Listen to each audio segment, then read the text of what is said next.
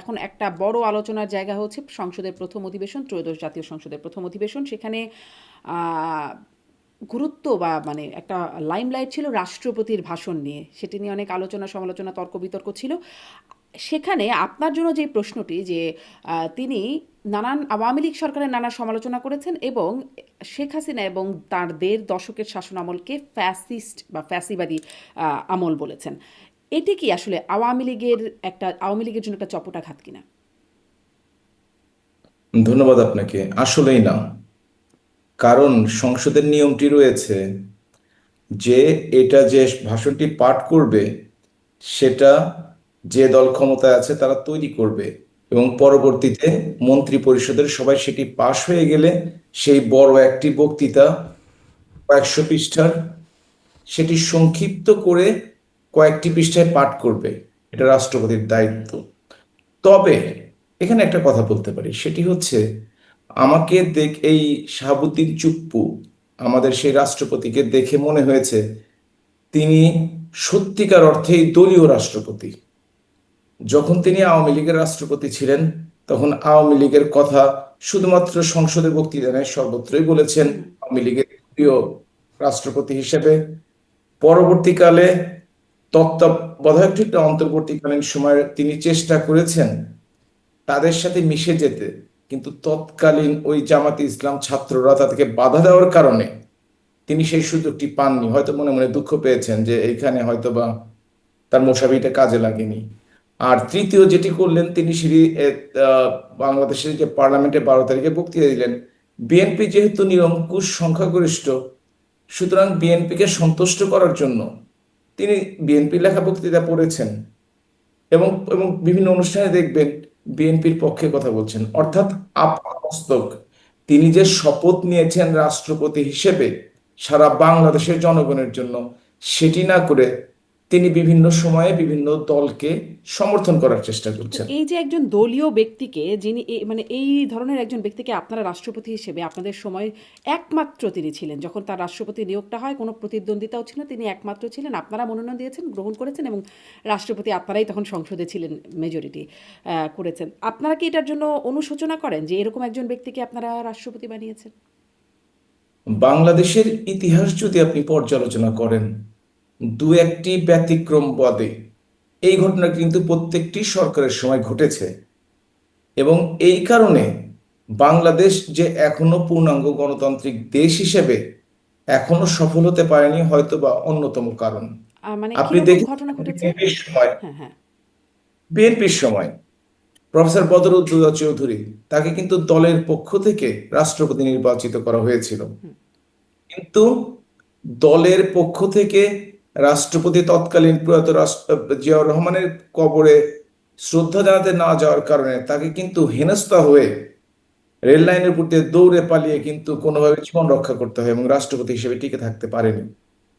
যদি কোনো ভুল সিদ্ধান্ত নেওয়া হয় রাষ্ট্রের ক্ষেত্রে, সে যে কোনো দলের জন্য ক্ষেত্রে বলছি, সেটা রাষ্ট্র এবং জনগণ তার জন্য সাফার করে। মানে ধরেন হয়তো বা হেনস্থা করার একটা সমালোচনা আপনি করতে পারেন, কিন্তু রাষ্ট্রপতি হিসেবে বদরুদ্দোজা চৌধুরীর নিয়োগ সেটি কিভাবে খুব মানে এরকম যেটি মানে রাষ্ট্র দলীয় শাহাবুদ্দিন নিয়োগ, চুপ্পুর তিনি মতো নিয়োগ কিনা? সেই দলের প্রথম মহাসচিব ছিলেন, তিনি প্রতিষ্ঠাতাদের অন্যতম ছিলেন। হুম। অর্থাৎ একমাত্র বিচারপতি শাহাবুদ্দিন ছাড়া এবং সম্ভবত আবু সাদাত, মোহাম্মদ সায়েম, হুম। এনারা ছাড়া সবাই দলীয় রাষ্ট্রপতি ছিল হুম। বাংলাদেশের ইতিহাসে, হুম। এবং তারা দলের পারপাস সার্ভ করেছে। অথচ যখন তারা শপথ নেন, তারা কিন্তু বাংলাদেশের স্বাধীনতা, সার্বভৌমত্ব এবং জনগণের স্বার্থ রক্ষার জন্য শপথ নেন। নিয়মটি যদি এখন বিএনপি মানে চায়, দলের তারা যেহেতু পারপাস সার্ভ করাটা কি চক্ষু লজ্জাহীনভাবে সার্ভ করেন যেমনটা এখন দেখা যাচ্ছে? মানে ধরেন এর আগে আপনাদের জাস্ট ইমিডিয়েট আগের কথা যদি বলি, রাষ্ট্রপতি আব্দুল হামিদ ছিলেন। তার যে সেই সময়ের একটা গ্রহণযোগ্যতার ব্যাপারে শুনতাম যে তিনি মানে অন্যান্য দলগুলোকে যখন ডাকেন তারা যেভাবে রেসপন্স করতেন, মানে তখন তার ব্যাপারে যেই একটা ধারণা ছিল বা গ্রহণযোগ্যতা ছিল, সেটি কি আপনাদের সবশেষ নিয়োগের ক্ষেত্রে ছিল? পার্থক্য ছিল। অবশ্যই পার্থক্য ছিল, কোনো সন্দেহ নেই। এবং নিয়োগটি সঠিক হয়েছে কিনা অবশ্যই আমাদের বিবেচনা করে দেখতে হবে। এটা কি আপনি বিবেচনা করেছেন বা এখন করেন যে কি বিবেচনায় তাকে নিয়োগ দেওয়া হয়েছিল? আপনাদের দলে অনেক বড় বড় মানুষ ছিলেন, গুরুত্বপূর্ণ মানুষ ছিলেন, যোগ্য মানুষ ছিলেন। ব্যক্তিগতভাবে আমি আপনার সাথে একমত, কিন্তু এই সমস্ত সিদ্ধান্ত গ্রহণ যেহেতু আহ, দলের আমাদের মতো ছোটখাটো কর্মী দ্বারা হয় না, সুতরাং এ ব্যাপারে আমাদের এই প্রক্রিয়ায় অংশগ্রহণ করার কোনো সুযোগ নেই, ছিল না। সুতরাং সেটার ব্যাপারে আমরা আসলে নিজেদেরকে মনে মনে দোষারোপ করলেও কিন্তু বাস্তবে আসলে কারা আমরা হচ্ছি অংশগ্রহণ করেন? কারণ আপনিও সে সময় সংসদ সদস্য ছিলেন। সংসদ সদস্যদের ভোটেই তো হবার কথা।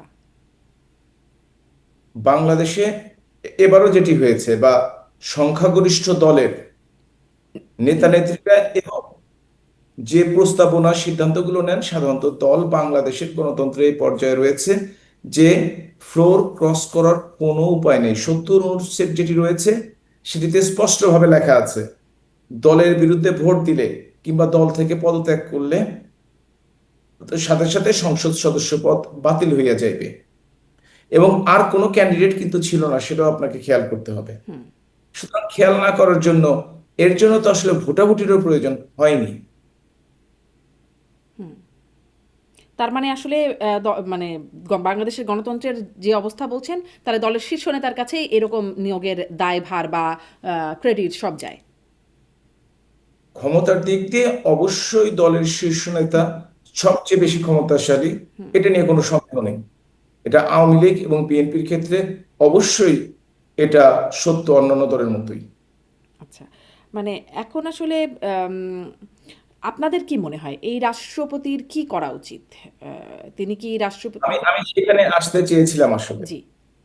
আপনি যদি সাচ্চা দলীয় একজন রাষ্ট্রপতি হন, আপনার যদি কৃতজ্ঞতা বোধ থাকে, কোনো একটি দল আপনাকে দেশের জন্য রাষ্ট্রপতি হিসেবে মনোনয়ন দিয়ে আপনাকে সম্মানিত করেছে, আপনার উচিত ছিল যে আপনি যে কথাগুলো ইতিপূর্বে বলেছেন, বঙ্গবন্ধু শেখ মুজিবুর রহমানের কথা বলেছেন, এখন আপনি জিয়াউর রহমানকে সমপর্যায়ে নিয়ে আসার চেষ্টা করছেন বা কাছাকাছি নিয়ে আসার চেষ্টা করছেন। যদি তার মেরুদণ্ডটি সোজা থাকতো ব্যক্তি হিসেবে, তাহলে অবশ্যই তিনি বিএনপির সাথে কথা বলে বিএনপি থেকে তাদের কথা অনুসারে তিনি পদত্যাগ করতে পারতেন, এখনো তিনি পারেন। এবং সেটি তার করার জন্য, সম্মানজনক অবস্থায় থাকার জন্য, না হলে সারা দেশের মুক্তিকামী মানুষের জন্য, সারা দেশের স্বাধীনতার পক্ষের মানুষের জন্য এই শাহাবুদ্দিন চুপ্পু একজন ঘৃণিত ব্যক্তি হিসাবে উপস্থাপিত হয়েছেন এবং ভবিষ্যতে উপস্থাপিত হবেন, কোনো সন্দেহ নেই।